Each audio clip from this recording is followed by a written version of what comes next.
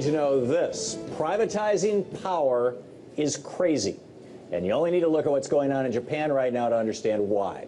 On Wednesday, Japanese regulators gave the privately owned Tokyo Electric Power Company, TEPCO, the go-ahead to begin taking over 1,300 fuel rods out of a damaged reactor unit at the Fukushima Daiichi nuclear power plant. The reactor in question was reactor number 4 and was badly damaged in an earthquake in March of 2011. It's actually sinking into the ground right now. By removing the radioactive fuel rods, TEPCO is beginning to decommission reactor 4, a process that could take decades. All of this is supposed to make everything safer at Fukushima, but many nuclear experts say that taking fuel rods out of the damaged reactor 4 could be even more dangerous than the leaks that have plagued that plant over the past few months. In a recent piece for Common Dreams, Harvey Wasserman warned that should the attempt fail, the rods could be exposed to air and catch fire, releasing horrific quantities of radiation into the atmosphere. The pool could come crashing to the ground, dumping the rods together in a pile that could fission and possibly explode. The resulting radioactive cloud would threaten the safety and health of all of us. If such a fire breaks out, radiation could continue to pump into our atmosphere for centuries. This kind of end-of-the-world scenario has the Japanese and some in the media seriously thinking about changing who's in charge of the Fukushima power plant. Privately owned TEPCO has made some boneheaded mistakes over the past 2 years. Just a few weeks ago, for example, plant workers overfilled a storage tank, sending toxic radioactive water into the surrounding area. There's a very real risk that TEPCO could screw up the fuel rod removal as well. This should be a wake-up call to everyone here in the United States. The whole idea of privatizing power plants is crazy, especially when you're talking about privatizing nuclear power plants. Let me explain. Energy is a natural monopoly, and it's therefore an essential part of the commons. Just like you can only have one water line coming into your house, you can only have one power line coming into your house. That's a natural monopoly. And when one private company controls a resource like water or power, that company can charge whatever it wants for people to use that resource. And that's a pretty dangerous power for any private company that's only answerable to its shareholders and not to we the people to have. Remember, society doesn't just need power plants because they create power. Society needs power plants because electricity actually improves people's lives. It allows businesses to run, schools to stay open, the government to function, hospitals. Modern life would be impossible without it. With this in mind, the whole idea behind privatization of essential natural monopolies like this looks ridiculous. The role of power plants as part of the commons is to serve the community. The role of a private company like TEPCO, for example, is to make money.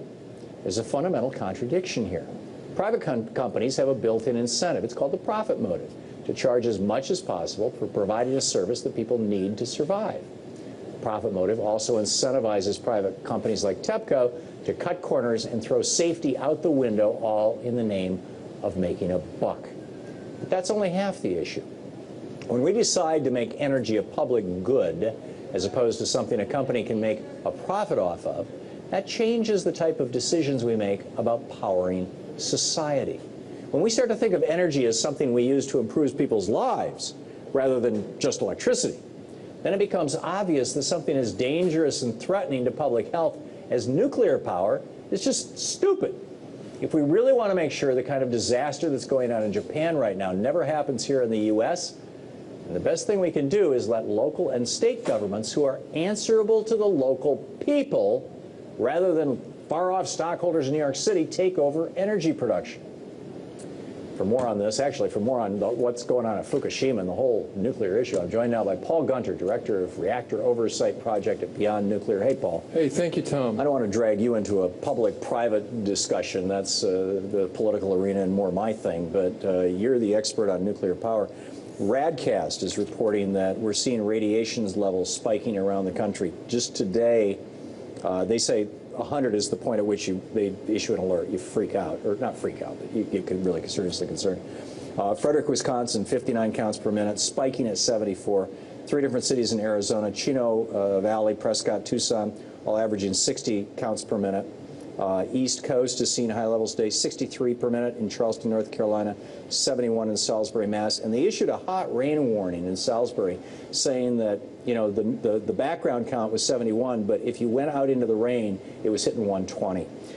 Is this the radiation from Fukushima starting to show up in the United States? Or, it's really hard to say. You know, we fully support the idea of independent radiological monitoring, put radiation monitors into citizens' hands, and we're seeing this done across the United States that's source-oriented on nuclear power plants like Seabrook or 3 Mile Island.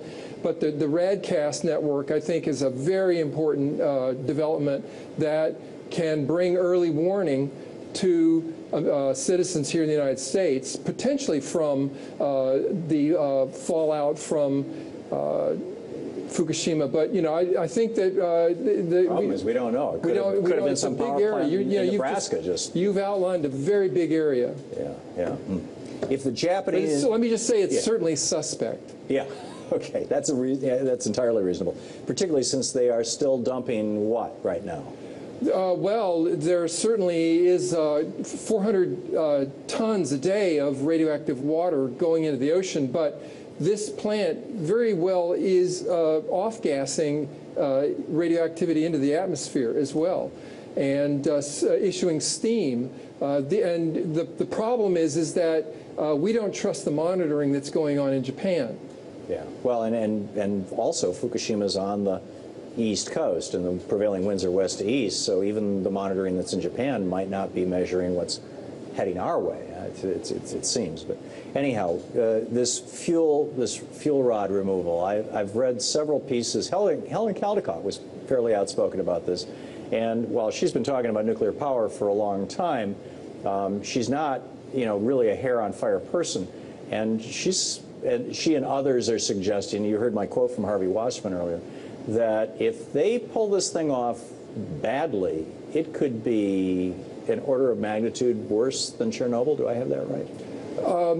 There's a lot of radioactive material. There's 400 tons of high-level nuclear waste in that pool in the attic of, or what's left of the attic of Unit 4 at Fukushima Daiichi. 10 stories above ground. The bottom of the fuel pool is 6 stories and the top is 10 stories. So you've got quite a bit of fuel sitting up in the upper portions of a reactor that's now, a reactor building that's now open to the atmosphere, and the crane for heavy movement of that material was destroyed in an explosion that left the building leaning. Tokyo Electric Power Company has been shoring up Unit 4, but you know, our basic concern is that Tokyo Electric Power Company is now a symbol for corruption, cronyism, you know, misrepresentation. You know, they've falsified reports. They just got busted for having the Japanese mafia supply them with workers. This is the same company that, when they built Fukushima Daiichi, they leveled the construction site by, they took the construction site down 80 feet. They literally removed the natural tsunami barrier that was there at the site in order to provide easier access, quicker access for machinery to build the Fukushima plant, as well as to cut costs for pumping cooling water. So this whole Fukushima site was essentially leveling the natural tsunami wall. And they did it on bogus predictions that the highest tsunami that would be predicted there was for 10 feet. And, you know, on March 11th, we saw a tsunami that was 45 to 50 feet. But, you know, it was a construct that essentially set in motion a history of falsification, including safety reports. This is the same company that also got caught falsifying 200 different reports on cracked reactor internals from 1977 to 2002 that, you know, were false reports to the government on conditions at this plant that risked public health and safety. And it was all part of a cover-up that they didn't want to shut those plants down to, that would result in both a cut in production and added cost. So they they chose to deliberately falsify reports to the government in order to save money. Now they're the ones that are chiefly in charge of moving over 1,300 fuel rods, 400 tons of high-level nuclear waste in an unprecedented action that could cascade into a much larger catastrophe, you know, reignite this whole scene on a hemispheric scale. Mind-boggling. Paul Gunter, thanks so much for your Thank you so much. Appreciate No news. the great work you're doing indeed.